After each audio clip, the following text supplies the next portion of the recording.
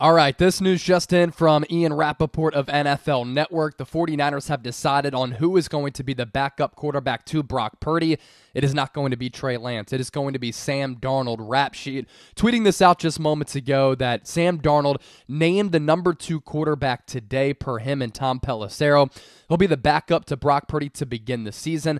This further puts the future of former number 3 overall pick Trey Lance in some doubt. That last sentence, obviously, it stands out to you, and we'll talk about what that might mean. This also comes a day after Kyle Shanahan did say that Darnold and Lance, when he was asked about it yesterday by Larry Krueger, could alternate QB2 duties throughout the season. So coming up, what does this mean for Darnold? What does this mean for the Niners, as well as Trey Lance? Also, is Trey Lance going to get traded before the start of the regular season? Or is San Francisco putting this out there in the wind to try to up the value of Lance a little bit, to try to get something more back from him than maybe they might be able to get otherwise, because his value right now a little bit diminished? Before we take a look at all that, please make sure you subscribe to the show. This is the 49ers Report by Chat Sports. I'm Chase Sr. I give you daily coverage of the Niners, and whether I'm at the Chat Sports studios, on the road, here at the crib, I'm going to bring you news whenever it breaks. Sick today, so that's why I sound like shit, but this is too good to pass up on as far as having this conversation, so hit that sub button right now. So as far as the context from Ian Rapoport here, Sam Darnold, he said, has played well in camp, grabbing the opportunity behind Brock Purdy. He's earned it, no doubt. This will be a decision Trey Lance will take hard. San Francisco will now explore options with him. Prior to the draft, there were a few trade discussions. Perhaps those will pick up. That's why I alluded to that a little bit earlier. More from Pelissero now. Trey Lance has had a good camp and preseason, showing growth in his game, but Brock Purdy and Sam Darnold are atop the depth chart for a 49ers team that should be a contender, and trading Lance is one possible solution. So obviously a lot to unpack there. I told you last week after the Niners-Broncos game that the 49ers' actions spoke loudly to me. They were treating Darnold like QB2 in camp as well as in the preseason. Now, I would have had Lance as QB2 because he's more talented. I think he has more upside. I think he has more potential. And we've seen as these games wear on, Lance has been able to find a groove, find a rhythm, and he's looked really impressive in doing that. I don't care if it's coming against backup quarterbacks. Trey Lance needs time, he needs reps, he needs experience, and tight window throws against any level of competition are tight window throws. Good plays are good plays. Having that quarterback mindset where you can go through your progressions, read the defense, those things are important regardless of who you're playing up against. But for San Francisco, they don't care in this instance about Lance being QB2 because of his talent and his potential. What they care about is this. If Brock Purdy were to get hurt again, who can step in and win a ball game for a Super Bowl contender? We already know all of the quarterback attrition for San Francisco.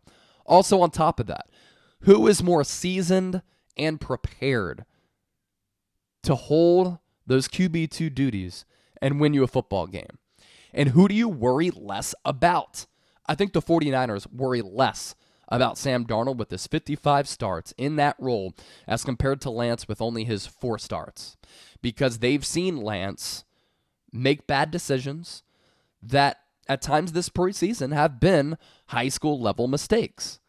And for Lance, this is what the coaching staff sees. And you can't deny this. A bunch of fumbled snaps throughout training camp can't happen. It just can't. And is that due to a lack of confidence because of the situation? Yeah. And could Trey Lance take this hard, as Rappaport and Pelissero were saying? Yeah.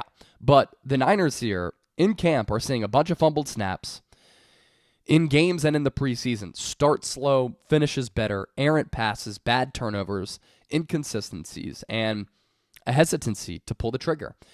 And against the Raiders, even against the Broncos, when he finished that game in spectacular fashion, 8 of 10 his last 2 drives, 2 scoring drives, some really high-level plays and throws by Trey Lance, he missed a couple of big shots. And that drives a coaching staff crazy because they go up to Lance, or they talk in that quarterback room, and they're like, what are you not seeing? It's right there. Willie Snead is wide open. Why are you not pulling the trigger? Chris Conley is broken free. We schemed this up for you. You have to hit that layup. And Lance hasn't been able to hit some of those. And in a real game, if Lance has those inconsistencies, the errant passes, the fumbled snaps, the turnovers, that might lose you a game. In the preseason, you can iron out some of those wrinkles and deal with it. But I'd make the argument the 49ers, they know who Darnold is at this point, and they know that even though he's a great athlete, great arm strength, and I think that's partially why they have him at QB2, because Kyle Shanahan is bullish. He believes that he can bring the best out of Sam Darnold. He's had so many offensive coordinators, multiple head coaches, no stability. Even at USC with Clay Helton, who was in over his skis. And at the NFL level, nobody's done him favors as far as the collection of talent around him, the coaching staff, offensive coordinator, head coach, general manager, ownership. And Kyle Shanahan sees that, and he's like, you know what? I maximized Brock Purdy. I did the same with Jimmy Garoppolo. We made it to a Super Bowl with him and 2 NFC title games in 3 years. I did that with C.J. Beathard, Nick Mullins. Matt Ryan won an MVP back in the day. RG3 was Rookie of the Year. Shoot, Brian Hoyer. Brian Hoyer, right? The Texans quarterback from way back in the day. His name is escaping me, but the point here is that Kyle Shanahan has maximized quarterbacks in his career. So he sees that he can do that same thing with Sam Darnold here. Again, my argument, you know who Darnold is, right? So why not take a shot on a guy in Lance who, there might be some hurdles that you have to leap over. But the upside of Lance, I think, is still far greater than Sam Darnold. I'm interested to see what Darnold could do with the first-team offense in this system. He's made some really good laser throws throughout the preseason. The thing with Darnold, he's always made good plays, but then he follows that up with some awful interceptions. Now, I would imagine that this is the Niners' depth chart heading into the season here as far as quarterbacks go.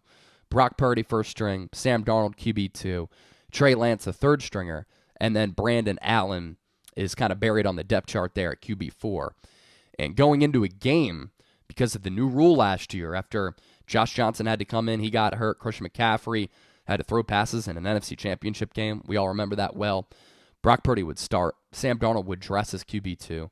Trey Lance would also dress, but not count toward the active 46-man active list. So that's obviously of note as well.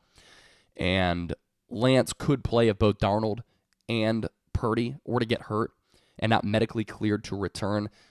That's what the emergency quarterback is. So let's round out the show talking about a Trey Lance trade. It could happen, for sure. Again, the Niners might be trying to up leverage and get a better offer right now, or they might just cut bait and say, we traded 3 first-round picks for Lance to move up to number 3. We took him. Hasn't worked out. We'll bite the bullet. Now, I think a lot of people make a huge deal out of San Francisco drafting Lance at number 3, moving up to take him, and it being deemed by some experts, national media again, we talked about that last week, is one of the worst draft picks of all time. Bad draft pick if he doesn't work out, and it looks as though he's not. But San Francisco is able to really absorb that blow with how they draft in some of the other rounds. Now, some mysterious third-round selections for sure. But again, all teams miss on draft picks. San Francisco is included in that, and they wanted a freaky quarterback who was big, 6'4", 225, strong arm mobility in this system to see what he could do, and it hasn't been able to work out. Now, could the 49ers trade Trey Lance? They could. They could keep Brandon Allen. He then moves up to QB3. The Cincinnati Bengals have a serious backup quarterback problem behind Joe Burrow. Brandon Allen came to the Niners from Cincinnati. Never really made sense for him to come here when he could have just been the backup to Burrow once again. But there's some chatter about maybe the Bengals wanting to trade for Brandon Allen, or if the Niners were to release him, he could go to Cincinnati as well. Really where the Trey Lance trade conversation starts to pick up momentum and why it could make sense. Cap hit the next 2 years. This year, $9.3 million. And then next year, 2024, of $10.8 million. It comes down to this question. Does San Francisco want to pay that to a QB3? They might not want to. It's important to invest in the quarterback spot. Sam Darnold's not making that much money. Brock Purdy's making under $1 million this year. They can afford to pay that. But as some of these contract extensions start to come in and they hit your books, like Debo, you want to pay Brandon Ayuk, you want to pay Nick Bosa, You're already paying big dollars to George Kittle, Fred Warner, Trent Williams. You're going to want to pay Talanoa Hufanga. Are you going to have the financials to pay a quarterback 3 that much money next year? Lastly, I want to talk about this. Did the Niners mess up Trey Lance? They may not have given him a crazy amount of opportunities, but he couldn't win the QB1 job as a rookie. He had an opportunity to do that. He could not unseat Jimmy Garoppolo. He's a little bit too raw. Were the Niners too hard on him? Maybe. They had to have known, right? It's delusional if they didn't know that a quarterback who barely played coming out of FCS was going to be that seasoned. So that's a part of the conversation, of course. But also, they named Trey Lance the starter last year. Kyle Shanahan even said, we're really excited to see what Lance is going to be able to do. First start, monsoon. Second start, breaks his ankle a couple of plays in. So unfortunate. Because I think that with the whole season, you may have been able to see some of the potential that he has as one of the most gifted quarterbacks that this organization has had in a really long time. But last year, he gets hurt. And Brock Purdy balled. He did. He was undefeated as a starter. 7-0 before the NFC Championship game. 8-0 if you count him coming up for Jimmy Garoppolo when he got hurt when the Niners were down to Miami. And Brock Purdy earned the right to be this team's starting quarterback. And throughout camp, it's been a battle between Darnold and Lance, and Darnold has won. I thought it was also pretty telling how Darnold yesterday and the day before that, he was getting more snaps than Lance. That was the story right there. Sometimes you just have to read the tea leaves. So those are my thoughts on this whole quarterback situation. If I sound terrible and I was tough to listen to, I apologize. I'm going to try to feel better and get right for Friday's watch party. Of course, going to continue to give you content here on the Niners Report. Thanks for watching. Thanks for hanging out with me. Quarterback room in San Francisco, another dramatic twist.